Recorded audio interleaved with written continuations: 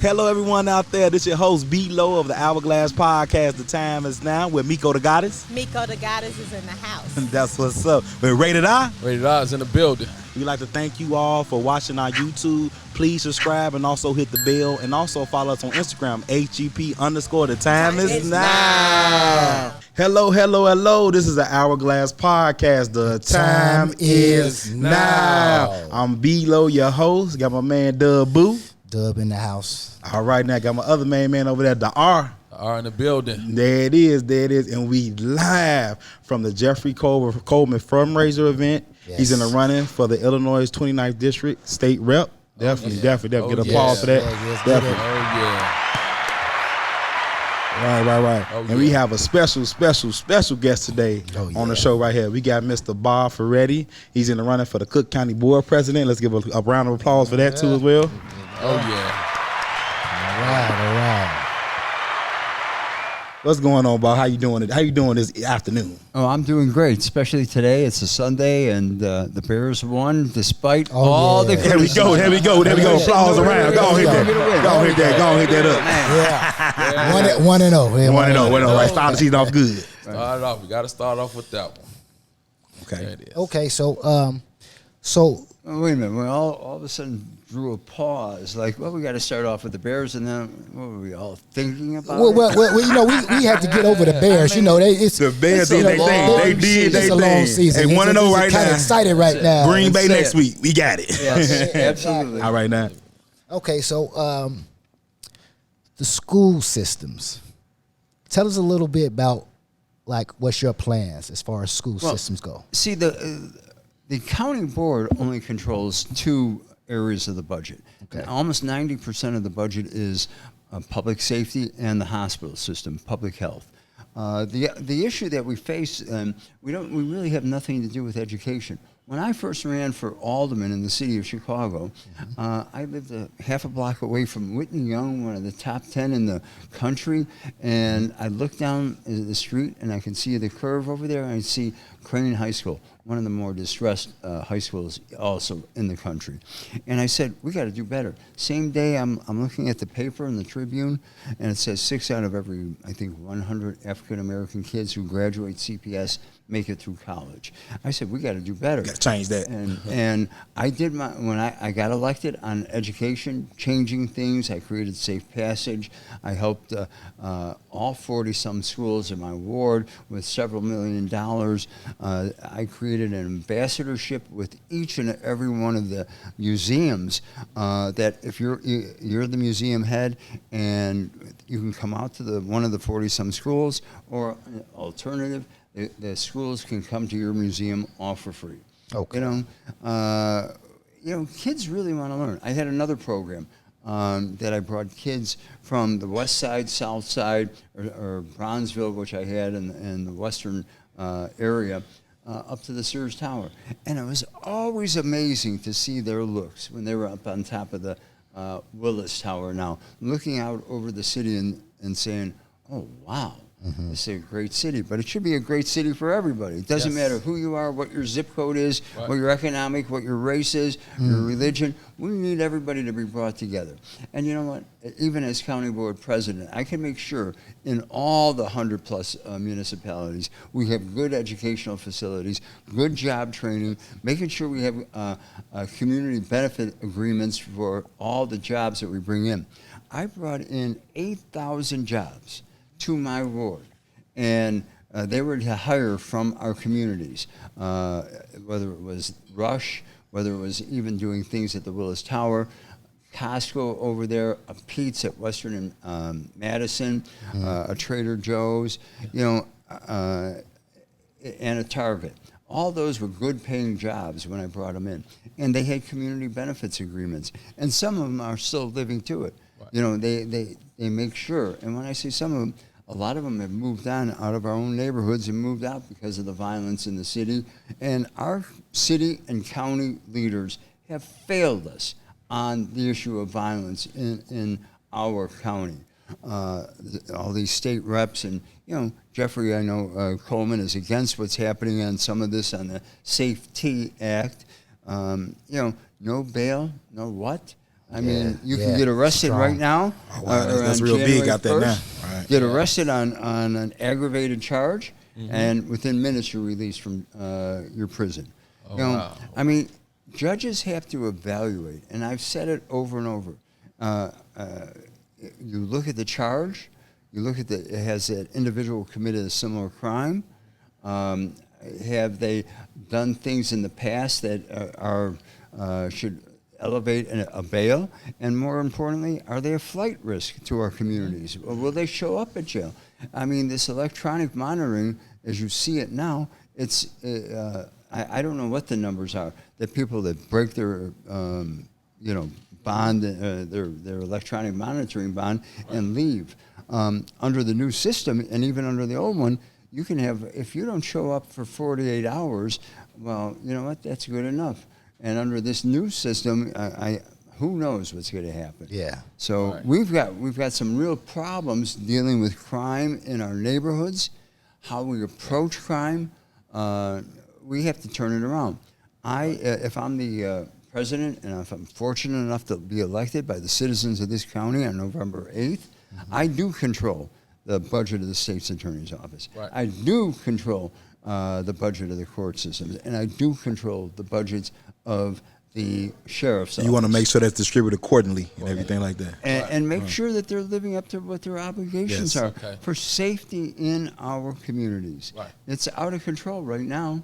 Right. So, and I'll tell you, when I was alderman of my ward, people would come up to me often and, hey, alderman, I deal with drugs. I got to stop that right now. Okay. I've got a couple of kids. Can you help me find a job? I'd find them jobs. I have a couple of those folks that were 10 years ago, 12 years ago, have come up to me. Some of them sitting out in front of my house waiting for me to come home, who were selling drugs on corners, who cleaned themselves up, who still have the jobs that they had for the last 10 years. You know, Need that second chance, that second chance. We need that. and our communities need jobs. And, Yeah, and correct. One last little item. I would go around, before I was elected, around many of these construction sites and see the license plates from Michigan, Indiana, elsewhere, even from Missouri, working on a lot of our construction sites. And granted, those are short-term jobs. We need the people that can have the long-term jobs from our neighborhoods. But when we built Rush, we hired people. We found people from our neighborhoods. We trained them at off of 39th in Michigan, the school over there, and to give them in the trades, so they have good trade jobs. And again, the long-term jobs are what's necessary too. Yeah. Okay, that's good. So, question for you: being in a politics game, a lot of people really don't know much about you. I'd like to know, can you explain to us exactly where do you come from, where were you raised, and what drove you into the politic lane? Well, I got to tell you, being in this place, the Quarry, I'm looking at all the pictures on all the walls. I feel like I'm at home. I grew up on the south side of the city of Chicago. I was born in Roseland Hospital. Wow. Okay, yeah, Southside for real. All right. Yeah, he's showing up from the south side.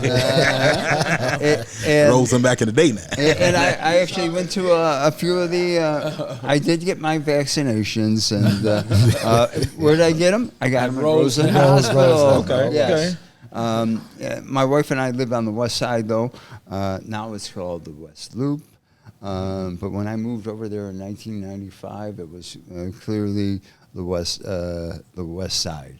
I went to Mendel High School, for all those monarchs that are out there who listen. And I have to tell you, I had a good education. My parents, essentially, both of them were immigrants. My mom was born here shortly after her parents arrived, but she was Polish.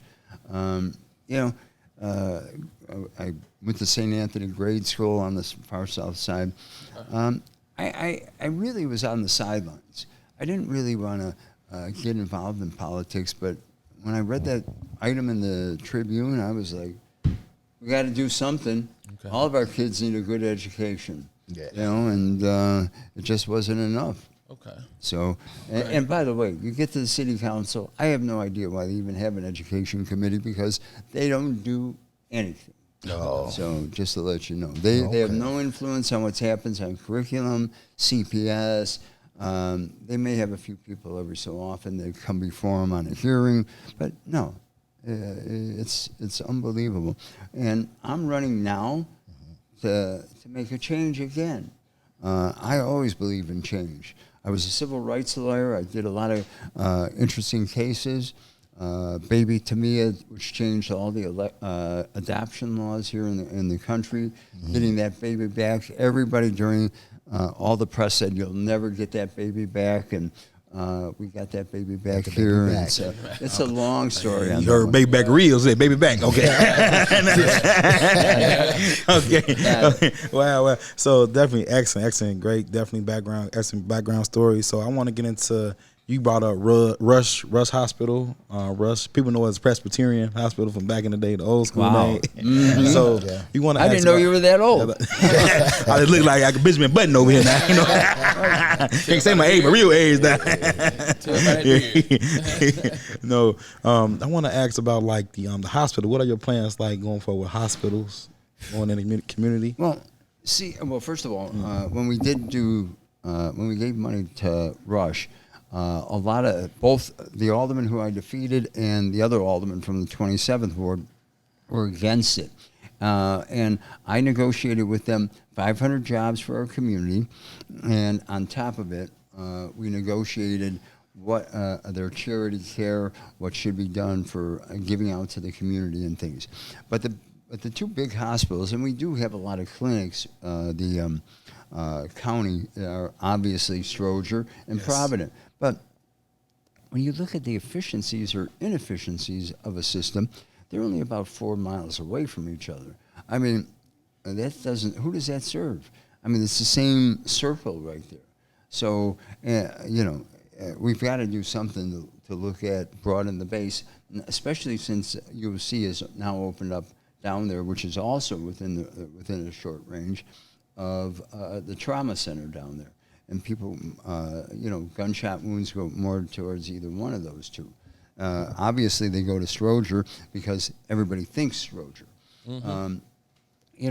If we're going to cut down and we have a lot of problems that one day I'll get into on policy about how we have to collect and what we need to do from all the insurance companies there to help bring down the rising costs for the hospitals. But at the same time, we need to start looking at ways to serve the people of this county with the good hospital programs. Somebody who's shot in the city or even in the county and they're brought there, the first 30 minutes cost us about $55,000 for treatment. The first 30 minutes. Think about that. And so it goes into how do we end up solving the violence problem and cutting down. I mean, I don't even know the numbers today, but I know there's been over 20-some people so far this weekend that have been shot. And sometimes I hate to say it, I pray for rain and snow all weekend long so it cuts down the violence. People stay in the house now. Yeah, stay in the house. But those numbers are huge. And who pays for it? All the taxpayers. And it comes out of our budget at the same time. And we have to do something. And how do we stop violence? It goes back to what I'm talking about, community benefits agreements, bringing jobs. I brought 8,000 jobs to my ward. And you know what? People find good paying jobs. I will tell you, to be quite frank, a lot of people have moved out of the ward and moved out of the state that still have jobs because they don't feel safe. The violence that's going on, we see it all the time. It doesn't matter who you are, black on black, black on whatever, Hispanic, all of the crises. If we had jobs for our communities, good educational, and I'm not saying everybody needs to go to college, but the pathway to college should be there. Like the trade schools. Trades. That's what I was just finna say. When I was the alderman, I always said more and more trade schools to let people learn because they use with their hands. And one thing I see, a lot of guys who I grew up with in my neighborhood in Roseland went into the trades. They were electricians and plumbers and this. They're all retired and sitting back somewhere out of state enjoying their lives. So a question I have. So why did they ever take like trades out of like high schools? Like used to have like a wood shop and I mean automotive. It comes with what I want to say. It comes with something that the trade is, okay, I'm a plumber. I get licensed to be a plumber, but I can work for myself. Right. And it kind of makes me feel like they took it out so that we would be behind the 8 ball. Mm-hmm. Because now we don't have a trade. Now we have to, first of all, they don't teach us how to sign a checkbook. Another thing, financial wherewithal is another item. Absolutely. Exactly. So we going no trades, violence. I grew up in Inglewood area. Violence, metal detectors, cops in schools, but we still have the same problems. Is there a system set up, or do we have to make a system? Because it seems like it's not working. Well, I believe it is. You're correct. It's not working. I do believe that. I have no idea. Even when I had at Mendel High School, Catholic high school, high educational standards, whatever that means, a lot of kids went to college, but we were teaching the trades in there. We had woodworking, metal, how to be an electrician, all of that, those items. I don't know why CPS or a lot of the other public schools all around the county took the trades out. And especially now, all the unions or the trade unions are begging for minority participation to come into their various trades. I see it all the time when I talk to a lot of these folks out there. They're begging to find people to come into, and minorities to come into their union. And they'll do educational, they'll train them, they'll recruit them, train them, show what they need to do to get into the right jobs for people. It's amazing the lack of foresight of our political leaders, starting at on the county level. All those commissioners just sit there and twiddle their thumbs. They all have voted for their own raises, a 10% raise come next year. They started in December. They want a 10% raise. The city council has this 10% raise tied to inflation. What were they all thinking? To be an alderman in the city of Chicago?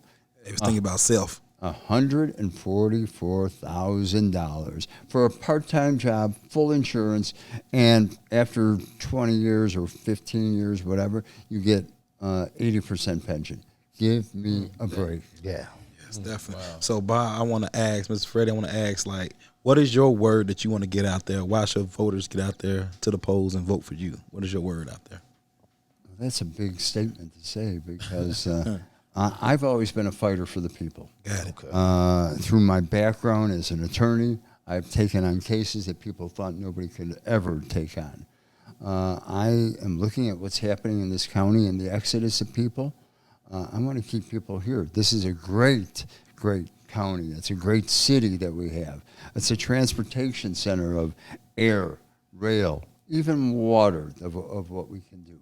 And we can build up on that. I believe, and bringing it all for everybody. In the Southland especially, we can do better for everybody here with good jobs and good opportunities. If we all work together. I think people should all be in the same room, talk about what the issues are, and find solutions. I mean, it's not that hard. And get on platforms like this, the Hourglass podcast, The Time Is Now. Definitely can help you with that, getting that word out there further now. I agree. I appreciate being here. I appreciate you guys for talking to me about what we need to do. Yes. But it's just a start. Yes. I'm ready to roll up my sleeves the day after the election day and start helping the people of Cook County making sure we do the right thing for each and every one of them, and make sure the little baby that's being born right now is going to have the best of opportunities no matter what he or she does when they grow up. All right. That's All great. right. That's great. That's great. Thank you. Thank you for coming on to bless the Hourglass, Mr. Freddie. We definitely appreciate that over here. And you can go to my website, FiorettiForCook.com, and make sure you get involved. Go follow. It will be in the description. It will be in the description. So follow. Below. All right, now, this has been our show right now. Signing off, Dub Boo, the R, Below, Bob Fioretti for the Cook County Board President. Get out there. You heard the message. Get out there. Go vote now. Just go to the polls. Go to the polls. Go to the polls. Get out there in November. Get out there and vote. That's what we need you all to go vote. And when is the time? The time is now.